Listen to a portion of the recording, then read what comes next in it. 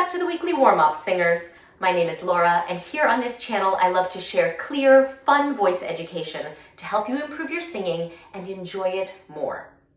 Today, we're talking about the diaphragm, probably the most misunderstood part of our entire vocal anatomy.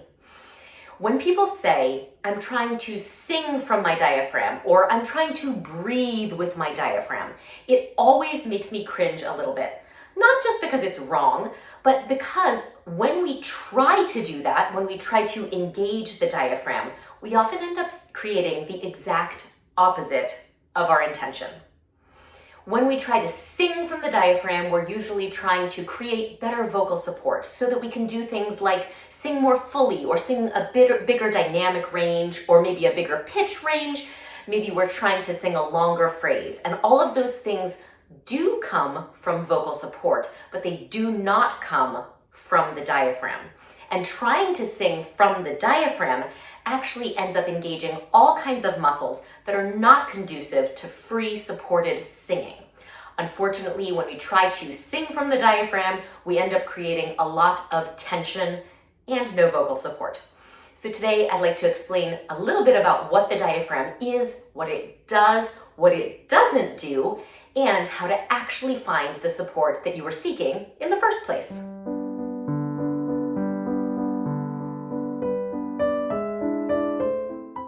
So first things first, let's talk about the diaphragm. The diaphragm is a wonderful muscle in our body. I like to imagine the rib cage as like an inverted bowl covered with saran wrap, and that saran wrap is the diaphragm. It is a muscle that is inserted or attached all the way around the rib cage, and in its relaxed state, it's domed up inside the rib cage.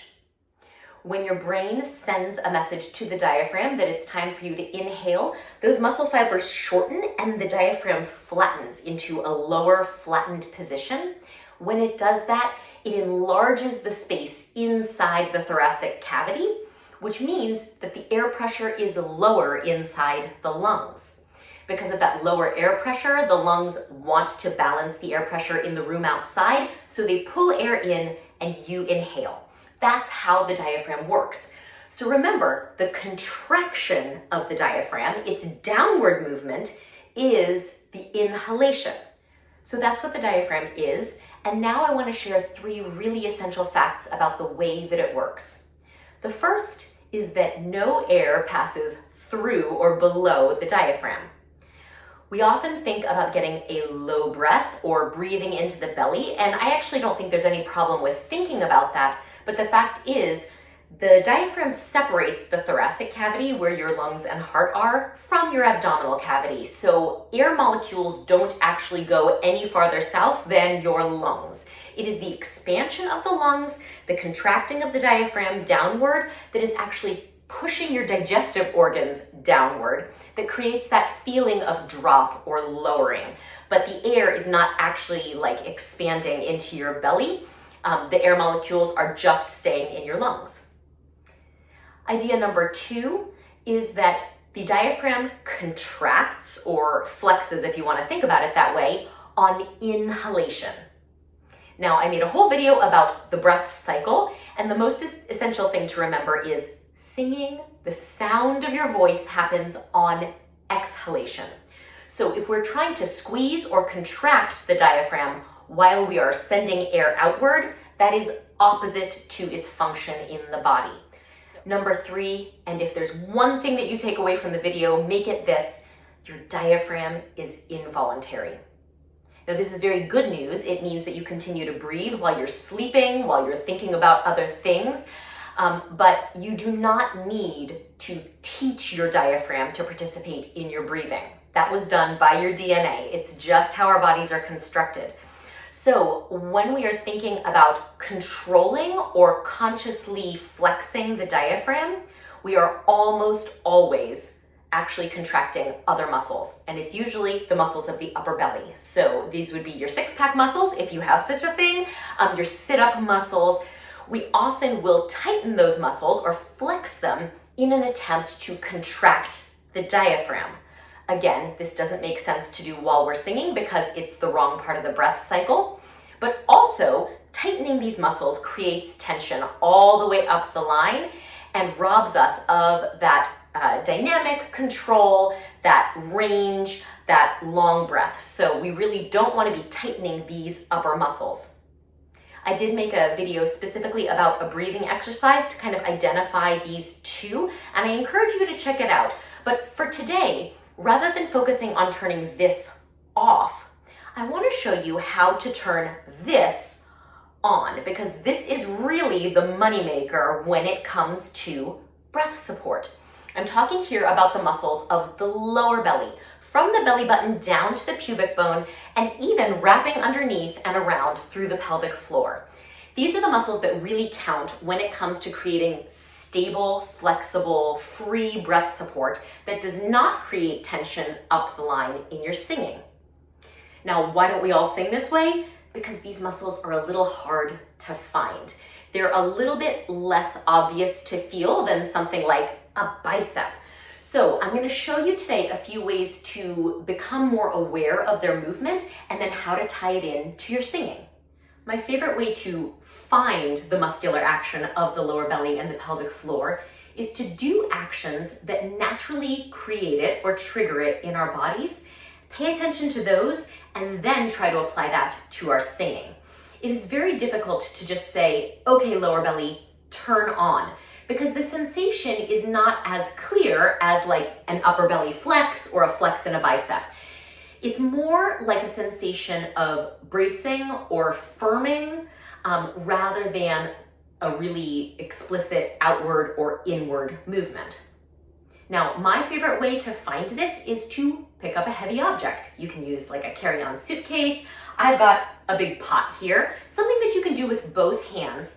And all I want you to do is just right as you pick it up, right as you take that weight in your, off the ground or off the shelf, pay attention to what you feel right here between the belly button and the pubic bone. So I'm going to pick this up, and as soon as I lift it, I can feel there's a slight gathering up or firming, and now it's released. So that is what you're looking for in your body. Try that with me. So we're gonna get ready here. Put your attention on the low belly and lift. Can you feel something happening? So what if the answer was no? What if you didn't feel anything, or you don't know if you felt anything? That's very normal. This is not a part of our body that many of us are really in touch with. So here are some other alternatives. You can ask a friend to hand you the object rather than picking it up. Sometimes just the upward downward action or feeling sensations in the legs is distracting enough to prevent us feeling what's happening here. So having a friend hand you that object while you are already standing can help you really isolate the movement in your body to what's happening here. Another way a friend could help you is to pull on your hands like a tug of war.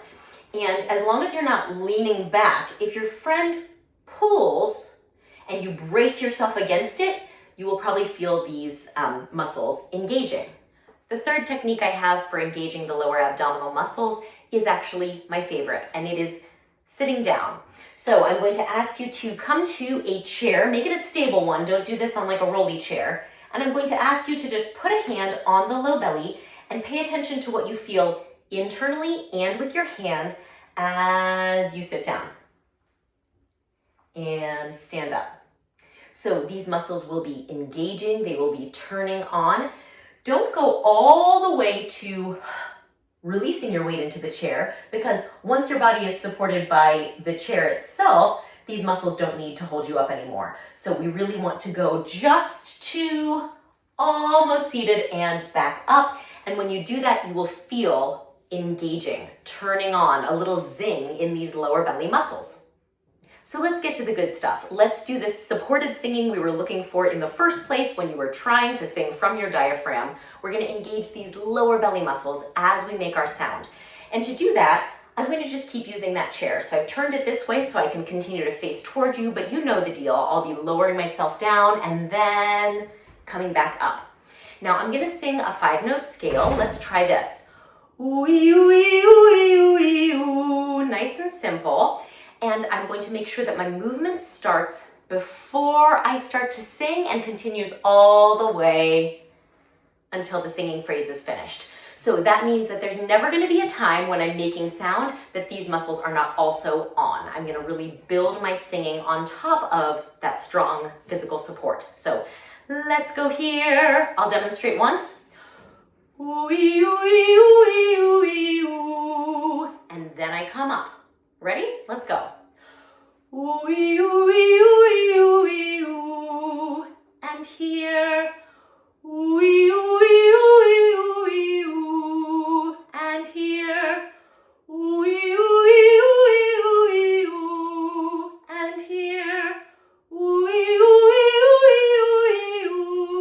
And here.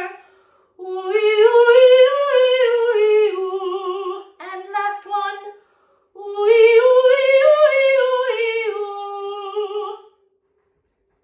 Okay, so your legs are probably burning, you're probably feeling some fatigue here. That's actually very good work. It means that your whole body is participating, and maybe you've saved yourself a trip to the gym later. For now, I hope you can feel that as you continue to rely more and more on this lower abdominal support, that things up the pipe, like the throat, the jaw, the lips, the upper abdomen, are starting to release and just allow the support to work and the voice to flow more freely. This is really how we find that support that you were looking for in the first place when you were trying to sing from your diaphragm. So I know this has been a long one. I hope that this clarified some things for you. No need to worry about your diaphragm. It will do its work on its own. It's working for you right now, and thank goodness for that. If you have questions, please let me know. I'd love to check out what's going on in the comments. In the meanwhile, thank you so much for singing with me. If you liked this video, give it a thumbs up, subscribe to the channel. I'll see you next week, and until then, thank you for practicing.